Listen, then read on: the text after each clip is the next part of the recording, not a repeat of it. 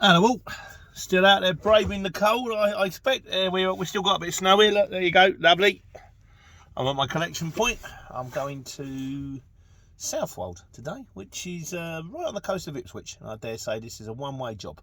Pick it up, drive it all the way back, drop it, and by the time I drop it, chances are I won't get anything coming back. I might be lucky. I might be able to pick something up for the morning on the way home. But if I'm not, I'm not. I've got enough dough out of the job. It's an easy day. There, drop, back, that's it. And on the lead up to Christmas, I'll take that. So, beyond the subject of picking up the next job, this video is for TC Services, who says, how long should you wait in the area before you sort of move out or move on to your next job? So, let me tell you how I do it. So, the way I'll do it is I'll get the booking in, like say, for example, this one, picking up in the Dunstable region, and we're heading off to Ipswich. Then the next thing I'll do is I'll start searching. Now I've got small fleet, so I can actually go to the area and type it in, but you guys can do it from the desktop, or you can do it if you go to the CX on Google rather than the app and go mobile version. You can type in parameters. I've done a video on this before. I think it's one of the most important things. When I was running in a van, it was one that when I weren't using it was costing me jobs. So the next thing I would do is I would go to the area and I would see what's coming out. At this point, I need a very large time frame because I've got no idea. Like, for example, I got here, they said don't get here before 9 because they've got to grit the place. I got here at 10 to 9, didn't know what traffic was going to be like. The guy went, oh, we won't expect you till 10 because it's not ready. I went, okay, fine. I'm going to have to hang around then, aren't I? So he said, you'll be out of here by 10. Fine, all right, no problem, I'm going to wait. That's lorries for you. There's a lot of waiting. If you can't stand the waiting, you're in the wrong game. So if I've got a time frame, say for example picking up in Ipswich any time today, also helps if it's delivered tomorrow. It needs to be delivered because then you think, I haven't got to pick it up and then race to get to my closing point before it closes. But that's just a rough idea. I'd have a look and see what's on. So let's say there's nothing coming out. Then once I've got it on board, I'd have a proper ETA. So I'm closing down on when I think I'm going to be free. So say for example I get it on board in 10 and I'm going to be in Southwold roundabout with the traffic roundabout 1:30. So again, I'd have it set for like notifications, and if anything pings up from the area, if it's got again a wide enough, needs to be picked up. If it says needs to be picked up before 2, I'd ring them and I'll go, look, I can fetch that. Here's the situation. I'm going to Ipswich. I'm due to be dropping at 1:30. I don't know what it's like when I get there. It might be a small unit and I might be off in 5 minutes. It might be a distribution centre. I might be there for an hour and a half. But I should be able to do your job. And we'd have a little chat and the guy will go, yeah, okay, I'm happy with that. Or he might turn around and go, no, I think it's a bit tight. In which case I'd say, fair enough. Somebody else's job, So that's if something's coming up. So assuming that something doesn't come up on the way down there, then I would get to Ipswich, I'd get it off, and once I got it off, I'd go out. And then I can clear my driving time. So I can sit there. Now we're on clock, so I might have to take a 30-minute break if I've got 15 minutes in on the way down there. I might have to take a 45-minute break. So on 45 minutes, it's technically work, but if something pings up in those 45 minutes, then I'd grab it. If I didn't have to take my break, so say for example I was done, because I'm so far away from home, chances are I'd start to head back.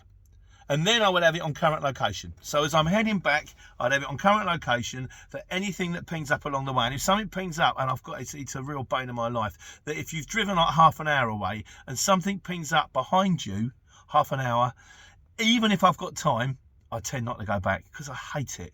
Because it's like, well, I was here, and now I was here, and now I've gone here, and I have to go back, and then I'm like, no, I'm not playing. So I have this kind of blank to anything behind me. I'm looking for jobs either, and when I'd start looking for jobs either on the way home or around me. Because you think, well, if I can get a job around me, sort of Bedford, Milton Keynes, picking up the night before, or even, if not, looking for one in the morning, on the way home, searching for get my next one logged in.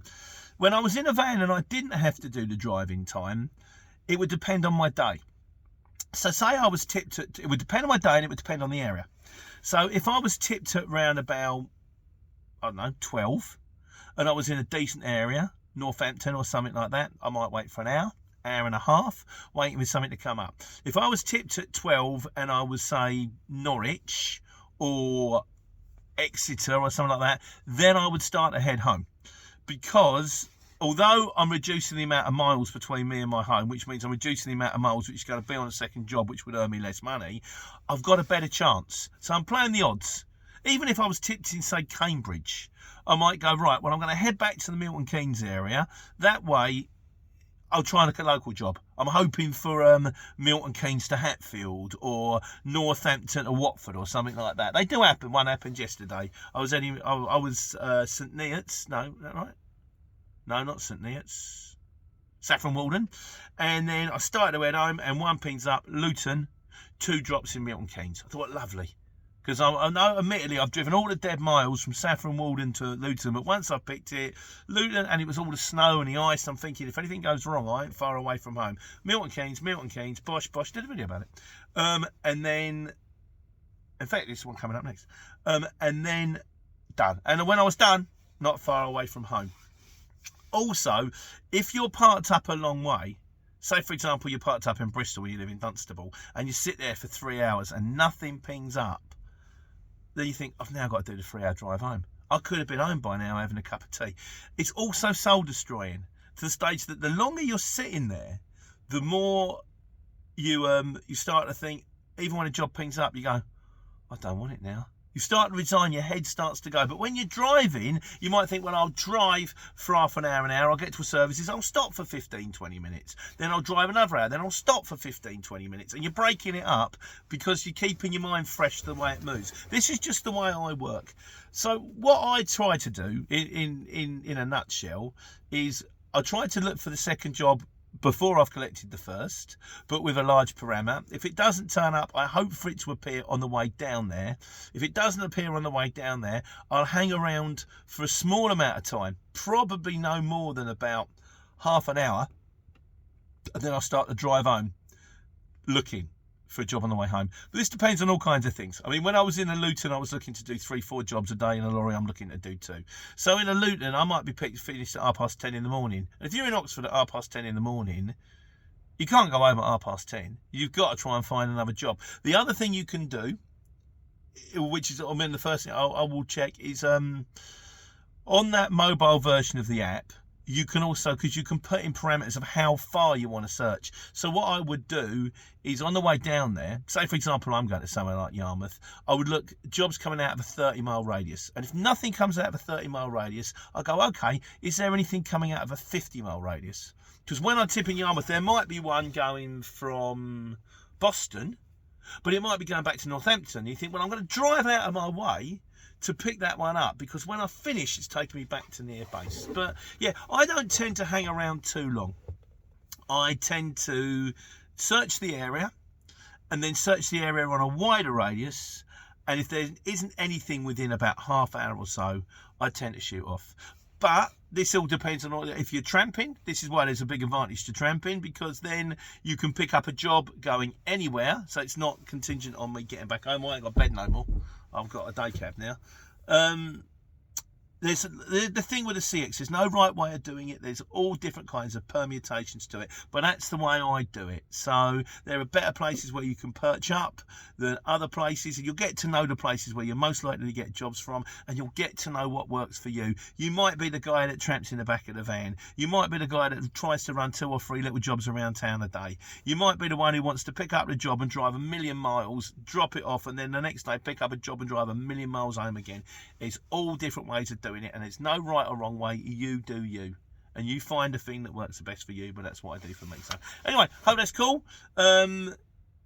Yeah, good luck with it all. Hope you're out there, and I hope you're staying warm and taking care and taking money.